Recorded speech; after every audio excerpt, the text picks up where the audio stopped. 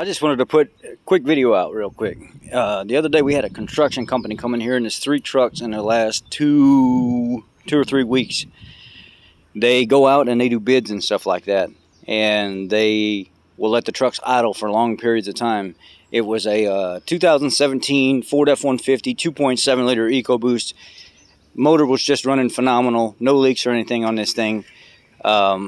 But as soon as you start the vehicle up and turn the AC on, about 30 seconds after you turn the AC on, all of a sudden the fans would start racing on high.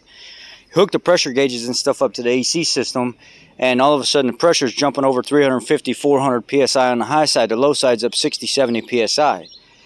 So I think, let's run codes. I run codes, there's no codes in the computer, right? So then I'm like, okay, so obviously it's not triggering anything. Let's look at restrictions now.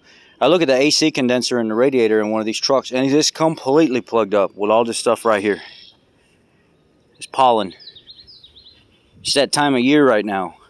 Trucks sitting, idling, cop cars, stuff like that. People that are not moving on the highway. A lot of people in dirt fields and stuff. This pollen right here that's all over the ground is floating around. I could probably catch some of it floating around in the air. But anyway, that pollen gets in the radiator, the AC condenser and stuff like that, and it plugs it up solid. And then you got bird feathers and road debris and leaves and just dirt and stuff in general.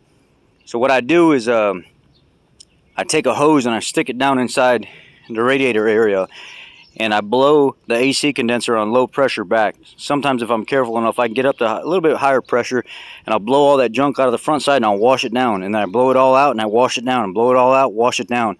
And then I'll go into the radiator. Sometimes you might have to put yourself a few little holes in a plastic cover up top and then put some little push pins back in it to cover it, to gain yourself some access to get back behind that radiator. But then all of a sudden this stuff starts to blow out. Wash it off, blow it out, wash it off, blow it out. And it's the time of year for that. Guys are going to spend a lot of money going to shops to get this stuff fixed when you can simply do this at the house yourself. Wash your radiator and stuff out when there's all this pollen, vehicles that sit in idle, construction vehicles and stuff like that. All of a sudden the AC pressure on the high side comes back down about 225, 240 where it's supposed to be.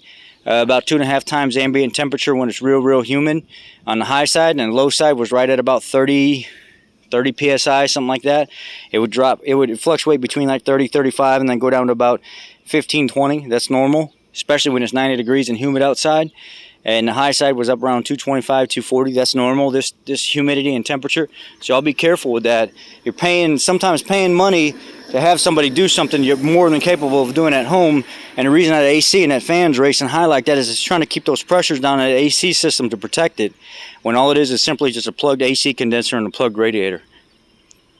Thank y'all.